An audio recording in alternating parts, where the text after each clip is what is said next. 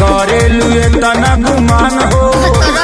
रहलू अनजान तू तो बन गईलू जान हो, तोहरे में बसे लागल हमारो परान हो, तोहरे में बसे लागल हमारो सांस बनी दिल में उतर जईती, पूरा इनके पता जस पर सर जईती, तनी ताक दे तो छोटी तो मर जईती। हम लगल चांपत हो गइलू सावर, कहवा जवानिया तू कइलू निछावर।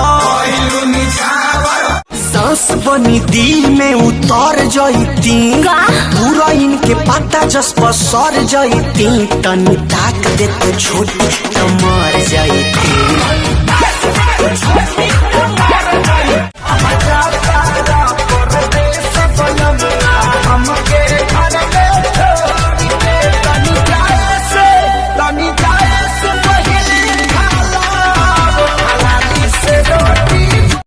हम तो के चाहे तू हमके चाहबा का, कि हम तो के चाहे तू हमके चाहबा का, हम तो के अकेला भी बोलम का, तू हमसे शादी करवा का।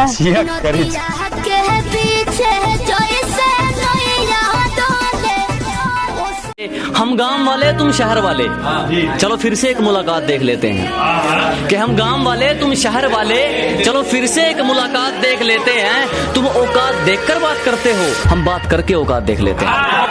सोचा तानी बार हम बाबा झट देखता रही तो सनो मामा से हमारा मिला न